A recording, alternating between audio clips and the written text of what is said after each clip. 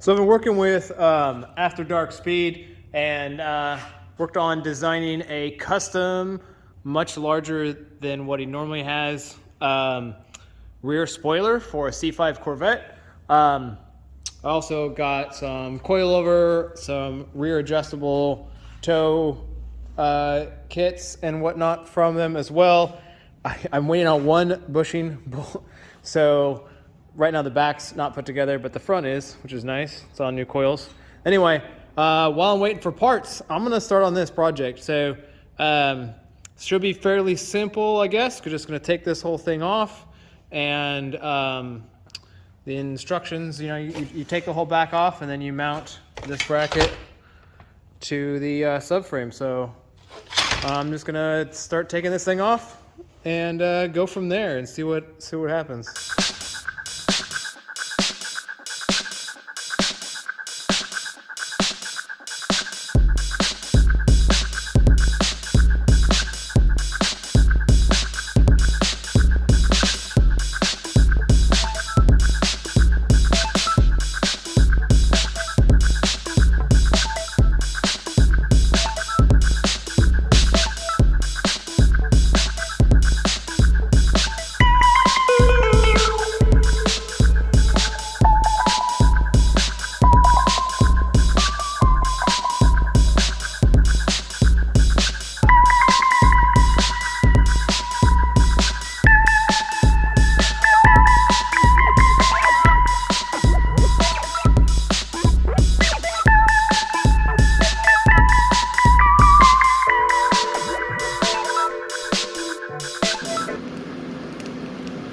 Part of the noise, it's like 20 degrees up.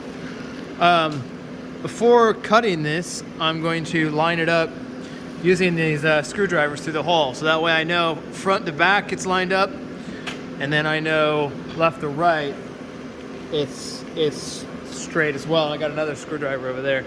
So that way, you know, the uprights have to come through here. That way I know where to cut them. So now I'm gonna transfer that to the bottom, take this thing off and cut it.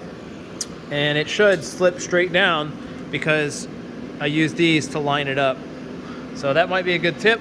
I'll find out when I cut it. I'll let you know. Got the time lapse going. Videoception over here.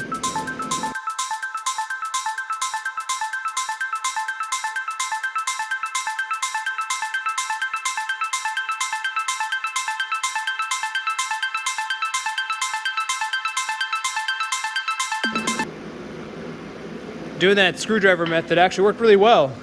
You see I got it on here, and the only problem was it looks like it's off, but really you see how it gets thicker here? So you're gonna have that gap, I guess. There's no other way around it, but it fits super tight. You know, it's a race car, so I don't really care about it, but if you're doing it on something you care about, I mean, you can get some really good results. But using that screwdriver worked out pretty well. This side, you can see I messed up a little bit, and I got this side a little wide, but it's, you know, once the spoiler's on there, it's not going to be the greatest. You probably see in the screenshot, or in the I just used a reciprocating saw and a razor blade, and it worked out pretty well. So now the next step is to cut down, because normally the light's right here. Got to cut down the light, so I'm gonna work on that next. So time for me to get back to work.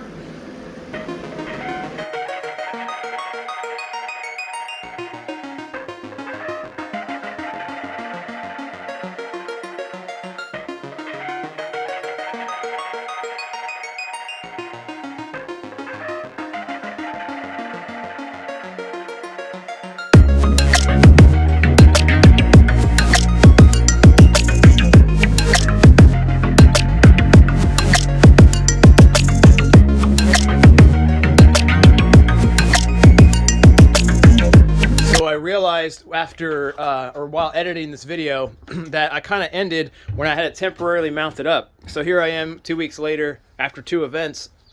What I ended up doing is just put 2 bolts through, not screws, bolts, and because I'm still trying to work out the angle I want it. Normally when you buy this from After Dark Speed, It'll come pre-drilled, so that way you can set whatever you want. But I wanted a very aggressive angle. You can see it's fairly aggressive right now. I mean, actually, it's really aggressive, but it's not 100% vertical.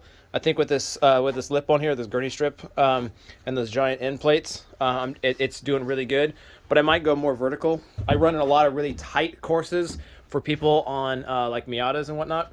So I need a lot more downforce in the rear. I got the After Dark logo speeds on, or logos on here. This spoiler's really cool. These end plates comes with all the hardware you need.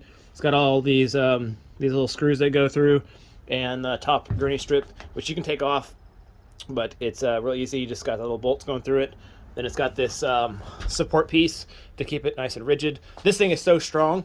It's kind of hard to show on video, but you know, I can push and pull the car forward with that. It's because it's bolted in. It almost seems stronger than the toe point there, which is also from After Dark Speed, by the way. But I did 2 events with this car so far. It's brand new to me. All the suspension's been redone. I'll probably have videos on a lot of that. Crazy negative camber everywhere. Tires, wheels, coils, bumps, adjustable rear toe kits, all that fun stuff. Lightened the car, did a lot to it. But anyway, my first event was in the pouring rain, did decent. The second event, I was 3rd fastest of the day, and I was up against a Caterham with race slicks and a C4 with 13-inch race slicks. So, you know, I'm running street tires. I got the Yokohama Advan AO52s there. They're not as wide as I want it to be. They're only 295s, but I was 3rd fastest for the day, and I actually won packs for the day. I was 200th of a second faster than the next fastest car overall, and I won packs, which is awesome. I'm doing really good in this car. I need to learn how to drive. There's a lot more in it, but this wing really did help me because, like I said, these are tight courses, really bumpy courses, so you can't gain a lot of speed, and it really seemed to make a difference in the corners, keeping the rear down and keeping me some traction in the rear. Last season, I was in stock class, and all I did was want to drift. This car just wanted to drift all the time, and this time it didn't. It actually held really tight. It was about even matched with the front. When the front wanted to slide, the rear wanted to slide, so much more balanced and easier to control. I can't wait till I get to learn the car more. But that's it for this. I'm gonna get out of here and see you on the next one. Thanks for watching.